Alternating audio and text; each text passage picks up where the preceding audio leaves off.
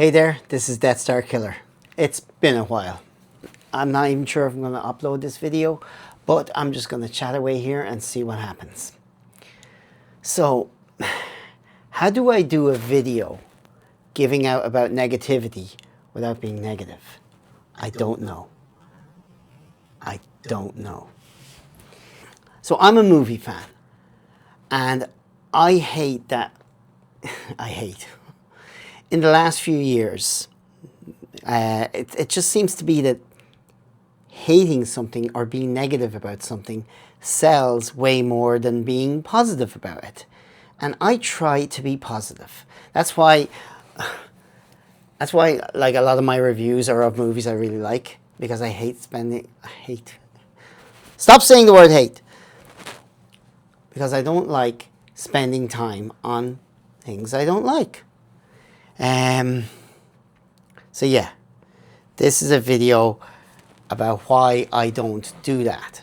I think I should have wrote a script. Yeah, it's just being. I'm a movie fan, a TV fan, a sci-fi fan, like Star Trek, Star Wars, all that type of thing, and yeah, it's just those fandoms have gotten just exhausting, like really, really toxic. And you know what? Some people are going to say that, like, I'm scared of the comments that's going to be on this video. Some people will say that, well, these movies and TV shows are not as good as they used to be. They're trying to, like, instead of just be for the people who have historically liked these things, they're trying to be for everyone. And by trying to be for everyone, they're almost for no one. And I'm not sure about that. Like, as long as the stories are good, that's all that matters. And I'll agree that sometimes the stories are not good. But either find something you like in something or don't watch it. Don't start trying to be like so negative about it that you're really annoying the people that do still like it, or new people that have come along and liked it. We still have our old stuff. It's still there. It's still good if that's what you liked. But the negativity about stuff just for views, that really grinds my gears. And I'm a Star Wars fan, and it's not easy being a Star Wars fan. I'll go off on one here. Try not to be negative. Okay. Being a Star Wars fan is not always easy. I love the original trilogy. I really enjoyed the prequel trilogy. I love a lot of the animation. And then they brought out then Force Awakens came out. Great, loved it. Rogue One, brilliant, loved it. The Last Jedi was the first one that I didn't fully love. And how do I do this? It wasn't Rose. It wasn't anything like anything to do with the cast. Like, it's a well-made movie. I think it's one of the most beautiful-looking Star Wars movies, and there's a lot of stuff in it I really enjoy. I watch it every so often, and I still think it's a pretty good movie. It's just some of the decisions. Bombers in space didn't work. What they did to Luke just killed me. That casino sequence was just a waste. They really wasted Finn. They built him up well in the first in Force Awakens, and then they just threw him away nearly. I just did not enjoy. And just even the main plot of a slow spaceship chase doesn't work when ships have light speed. I mean, the rebel ships were limping along with the Star Destroyers following them. Why didn't one or two Star Destroyers just light speed in front of them, and that's the end of the movie? And if you're going to have that limping thing, like, have them going through some massive nebula and somebody saying, we can't use hyperspace. like Star Trek 2. That would have straight away made it all make sense for me. But, it's not like every movie has to be for me.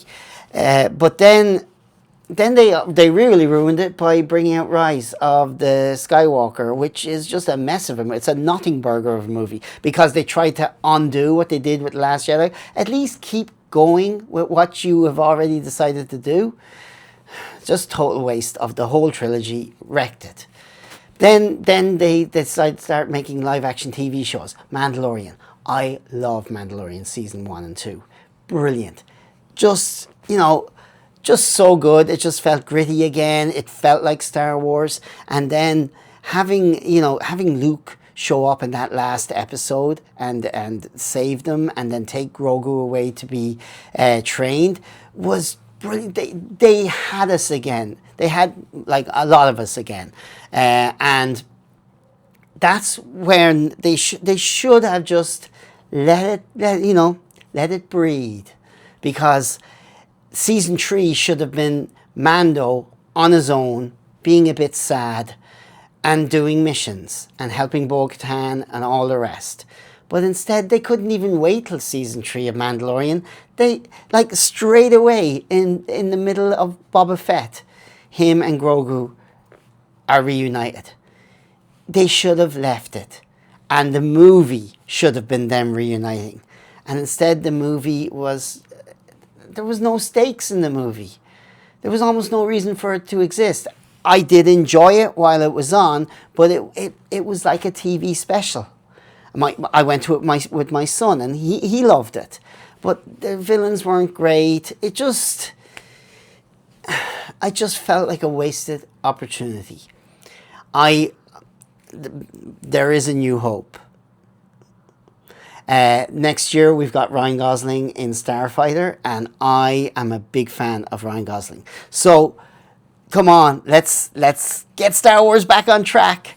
I still love Star Wars more than not. So yeah, but that's what I'm trying to say. But there's a lot of people that are so absolutely negative about it, that the casting, DEI this and that. Just, like, try to enjoy it. We only live once. Stop with all the hate. I've gone off track again as usual. Back to movies. Okay, are movies as good as they used to be? Possibly not. I think I grew up in, like this almost golden era, because a lot of the movies in the 70s were just great. And I'm talking about the thrillers and Clint Eastwood movies and all that stuff. Like, I love all that kind of thing. And then the 80s was like a gold mine. The 90s was still pretty good, and the 2000s as well. But in the last 10, 15 years, I don't know. It just feels like a lot of stuff is made by committee. And it's not as good as it could be. Every year there's still a bunch of movies I love. This year we've had Obsession. I loved Obsession. Backrooms was pretty good. I loved Project Hail Mary. I adored Masters of the Universe. I was trying to get everyone I know to go to that, because some people were just straight away going, oh, it had a he-him joke in the trailer. I'm not going to watch that. Pfft, come on, it's a joke. I hate the word woke. I think it's bullshit. I think it's made up by haters. Yeah, and my newest favorite movie, The Odyssey, and the hate that has been generating. Oh my God, I don't know how to say her name. I'm sorry, but Lupita, who plays Helen of Troy and her twin sister, in the movie for maybe 3 minutes. She's a great actress. What's the problem? Just, okay, she's black, and there wouldn't have been a black. It's a movie. It's a fantasy movie. And Christopher Nolan can do whatever he wants, okay? And then we've got Elliot Page. I do not believe for a second that that's any kind of stunt casting or anything like that. Well, let's have a trans actor. It's nothing to do with that. Christopher Nolan has always historically used actors he's worked with before, and Ellen Page was in Inception. And you know what? Ellen Page is a great actor, and Elliot Page is a great actor. I've loved Inception, Umbrella Academy, lots of other movies she's been in over years. Juno, what I'm saying. Yeah. But anyway, The Odyssey is a great movie. He's a shill. He's a shill. Nobody's paying me shit. I just thought it was a really good movie. I went to it on Friday, opening day, 9 o'clock in the morning, and there was a lot of people there. They had screenings that started at 6 a.m.